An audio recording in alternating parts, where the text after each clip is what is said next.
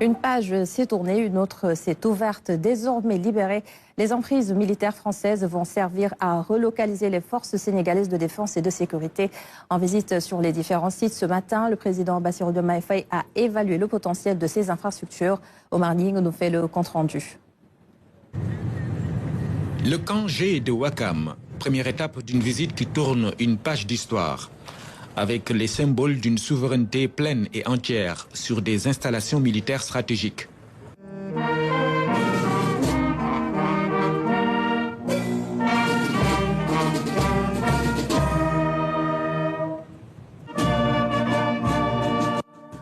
Ici, 35 hectares sont restitués au Sénégal. Au pas de charge, le président de la République, Bassirou Diomaye Faye, constate l'immensité d'un camp militaire doté de toutes les commodités. L'emprise, occupée depuis 1920 par la France, est désormais sous cantonnement du Sénégal. C'est une zone essentiellement une zone d'hébergement, d'habitation, puisqu'au total nous avons 54 villas, 92 appartements et 168 chambres doubles. Donc qui donne une excellente capacité d'hébergement éventuellement pour les forces de défense et de sécurité. Il est organisé en zone pavillonnaire. Un peu plus loin, les immeubles, au total nous en avons 8 immeubles et chaque immeuble, il y a 12 appartements qui sont de niveau F4, F5. Nous avons au niveau, là où nous sommes exactement, nous avons cette partie-là qui est la zone récréative de restauration où nous avons la cuisine, une grande salle de restauration, une salle de fête. Et juste derrière nous, c'est la partie technique où nous avons l'ensemble des services techniques qui sont concentrés, y compris le service médical, le centre médical interarmé qui était là, mais aussi un poste de secours des sapeurs-pompiers qui étaient là, qui participaient dans le cadre de la lutte contre les incendies. Monsieur le Président, nous avons sur le front de mer cet espace qui n'est pas occupé, qui a été maintenu en cet état, mais également une zone qui sert aussi d'exitoire des eaux de pluie.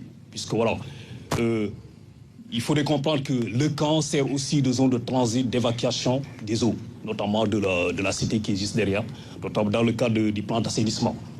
Après Ouakam, direction la cité Saint-Exupéry. Ici, même constat, des logements libérés par des éléments français, ainsi qu'une vaste zone de stockage de carburant et autres matériels militaires. La visite dynamique s'est poursuivie au quartier Proté qui jouxte la Marine nationale, avec le même dispositif constitué de zones résidentielles, lieux récréatifs et bâtiments à usage de bureaux. C'est la nouvelle doctrine de coopération dans le domaine de la défense et de la sécurité qui est ainsi affirmée.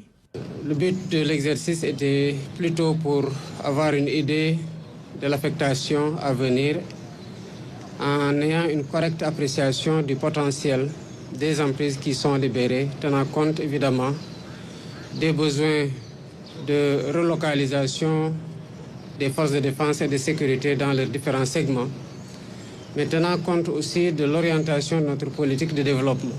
Il faut retenir que ces bases-là ont été tenues pour certaines depuis plus d'un siècle. Et pendant tout ce temps-là, malgré la congestion des forces de défense et de sécurité dans les différents sites, nous nous en sommes passés malgré nous.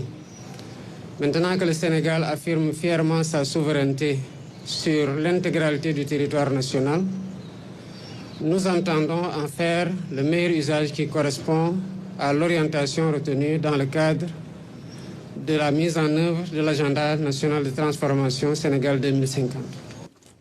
La restitution de ces emprises, fruit d'un dialogue bilatéral fondé sur le respect mutuel, ouvre ainsi une nouvelle ère de coopération stratégique recentrée sur la formation et le renforcement des capacités nationales. Les 50 officiers stagiaires de 8 pays